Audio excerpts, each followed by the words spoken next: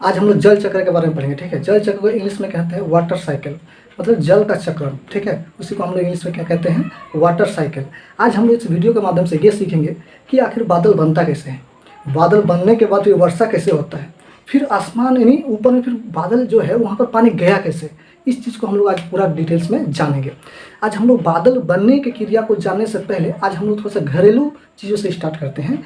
कि देखिए, जब हम लोग चावल बनाते हैं ना, तो सबसे पहले क्या करते हैं, हंडी में पानी डाल के उसको चूल्हा में चढ़ा देते हैं और नीचे से आग देते हैं कि नहीं। जैसे ही चावल मतलब पानी गर्म हो गया, उसमें हम लोग क्या कर देते हैं, सिंपली चावल दे देते हैं। जैसे ही चावल देते हैं तो ढकनी जो है ऊपर से दे दिए और नीचे से आग देना चालू किए। जैसे ही देखते हैं कि ढक्कन ढप्पू ढप्पू ढप्पू ढप्पू ढप्पू ढप्पू के साइड से क्या निकलता है, भाप निकलता है ना। एक्चुअली वो भाप जो है ना, उसको जल वाष्प बोलते हैं। क्या बोलते हैं, जल वाष्प। बोलेगा सर क्यों? क्योंकि वो जल की जो छोटी छोटी बूंदें हैं ना, आपने नीचे से इतना गर्म कर दिया, नीचे से इतना गर्म कर दिया कि जो आप जल भरे थे ना, उसके ऊपरी वाला सतह जो है ना बहुत ही अधिक मात्रा में गर्म हो गया। और गर्म हो गया तो छोटे छोटे बूंद जो है ना, जल का छोटे छोटे बूंद हल्का होकर उड़ने लगा।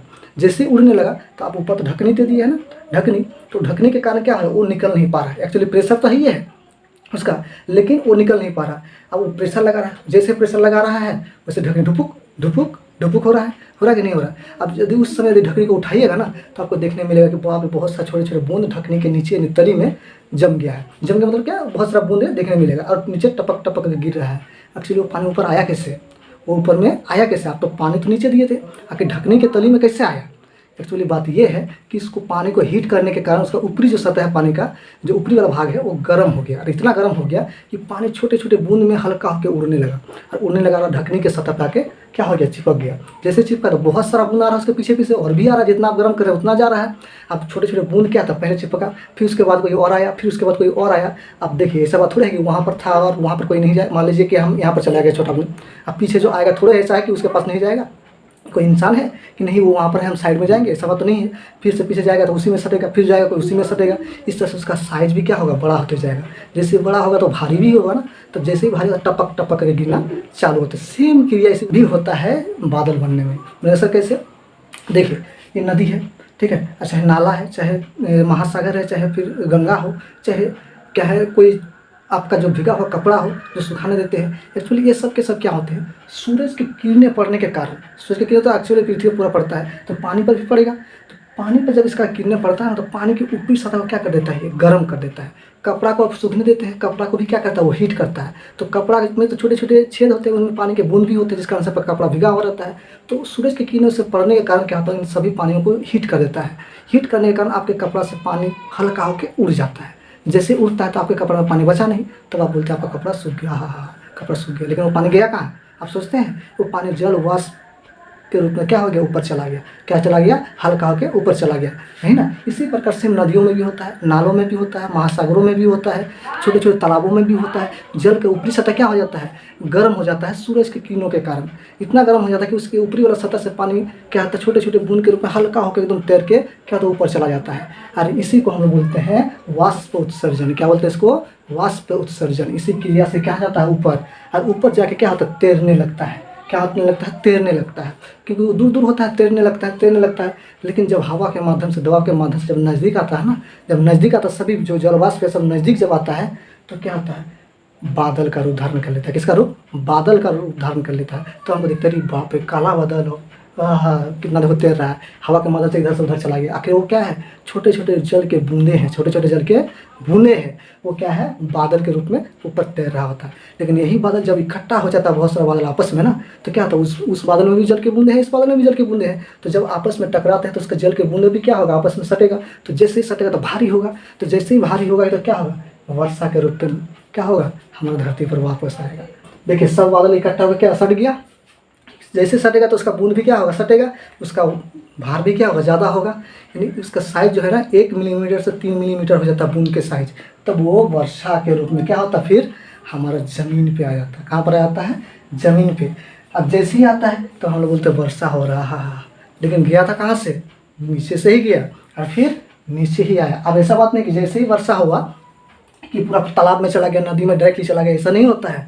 पहाड़ों में हुआ, खेतों में हुआ, बहुत सारा ऊंची नीची जगहों में हुआ। अब वहाँ से पानी बहते हुए नाला की ओर जा रहा है या फिर नदियों में जा रहा है या फिर महासागरों में जा रहा है। लेकिन एक बार डायरेक्टली थोड़ी जाता है, जो नदी में गिरा वो नदी में चला गया, जो महासागर के सामने गिरा वो महासागर में चला गया। लेकिन जो अलग जगह पर गिरा वो तो बहते हुए जाएगा। लेकिन बहते हुए जब पानी जा रहा है ना, अधिकतर मात्रा नाला खराब नाला है तो खराब जो नाला है तो खराब नाला में चला गया, अच्छा नाला है तो अच्छा नाला में चला गया, नदी है तो नदियों में चला गया। जो कि ये पानी बहुत शुद्ध होता है, इसमें कोई आयरन वायरन कुछ भी नहीं होता है, बहुत ही प्योर पानी होता है। ये प्योर पानी, इसको पीजिएगा ना कोई खराबी नहीं है। इस पानी का इस्तेमाल आप घाव धोने में कीजिएगा ना तो कोई दोष नहीं, इस सब पानी को लीजिएगा तो जलन होगा, लेकिन इस पानी में जलन नहीं होगा। अब ये पानी नीचे जाता है, अब ये क्या होता है, तालाबों में चला गया, नदियों में चला गया। लेकिन कुछ पानी क्योंकि डायरेक्टली तो नहीं जाता ना, बहते हुए जाता है। अब बहुत सारा मिट्टी सूखा हुआ रहता है, होता कि नहीं होता है, चाहे सूखा रहे या भिगा रहे, लेकिन अधिकतर सूखा हो जब मिट्टी रहेगा ना वो कुछ पानी को क्या करेगा, चूस लेगा। क्या करेगा, चूस लेगा। अब कुछ पानी जैसे ही चूसेगा वो पानी जाएगा कहाँ, वो चला जाता है धरातल के नीचे, धरातल के नीचे ज़मीन से नीचे चला जाता है। और इसी पानी को हम लोग क्या करते हैं, नल के द्वारा, कुआं के द्वारा या फिर मोटर जो डीप होता है ना उसके द्वारा क्या करते हैं, उसको बाहर निकालते हैं। एक्चुअली कहाँ से आया वो पानी जब धरती पर गिरता है ना तो धरती का मिट्टी जो है वो कुछ पानियों को अपने ओर चूस लेता है, लेकिन पूरी तरह से अच्छा मतलब ज़्यादा मात्रा में चूस नहीं पाता है। इस कारण से कुछ धीमी मात्रा में जाता है। अब से इसी के से नहीं बल्कि जो नदी होता है ना, नदी में जो पानी बहता है उसके माध्यम से भी कुछ रिश्ते हुए नीचे जाता है, महासागरों से भी रिश्ते हुए जा रहा होता है, नाला से भी रिश्ते हुए नीचे जा रहा होता है। इसीलिए हम लोग बोलते हैं कि जो वर्षा होता है ना तो आप लोग छातों में क्या कीजिए, एक पाइप लगा के ज़मीन के अंदर थोड़ा बहुत नीचे ले जाइए ताकि वर्षा का पानी वेस्ट ना हो, मतलब इधर उधर बह के ख़राब ना हो जाए। वो पानी सीधे गिरेगा ज़मीन में, मतलब छत में, और छत के द्वारा पाइप लगा के थोड़ा ज़मीन में गड्ढा करके उसको नीचे ले जाएंगे तो वो पानी ज़मीन में चला जाएगा। और जैसे ज़मीन में जाएगा तो रिश्ते हुए नीचे जाएगा और उस पानी का इस्तेमाल हम लोग पीने के लिए कर सकते हैं। नलकूप के रूप में उठाएंगे है ना, उसके द्वारा उठाएंगे या फिर क्या बोलते हैं कुआं के द्वारा उठाएंगे तो इसको हम लोग पीने के लिए इस्तेमाल कर सकते हैं। इसलिए पानी को वेस्ट मत कीजिए। अब सोचिए जैसे धरातल पर चला गया तो इसका इस्तेमाल हम लोग कर लेते हैं, लेकिन जो नदियों में चला गया उसको तो पी नहीं सकते, जो महासागरों में चला गया उसको तो पी नहीं सकते। इसीलिए पानी का बचाव कीजिए। इस प्रकार से हमारा क्या होता है, वर्षा होता है।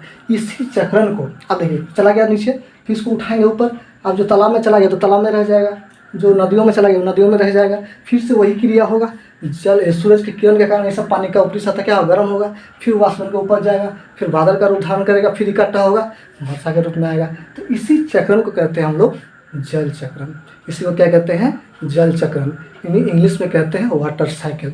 अब आप ही बोलिए, हम लोग जो ये वाटर साइकिल के बारे में पढ़े, हम लोग ये जल चक्रण के बारे में पढ़े, यदि जल चक्रण ना हो तो क्या हमारे लाइफ में हमेशा पानी मिलना संभव है?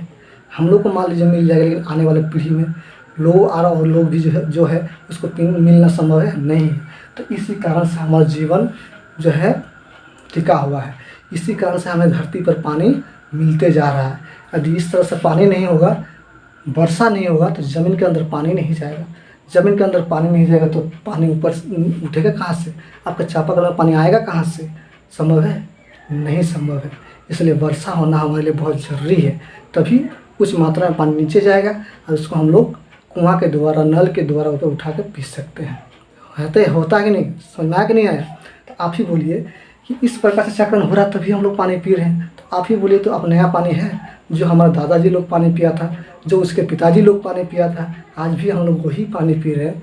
बल्कि सिर्फ क्या हो रहा, चक्रण हो रहा, बल्कि नया कोई चीज़ नहीं है, बल्कि उसी पानी का ही हम लोग इस्तेमाल कर रहे हैं। और हमारे आने वाले लोग भी जितने होंगे वो लोग भी इसी पानी का ही इस्तेमाल करेंगे, बल्कि सिर्फ एक चक्रण हो रहा है।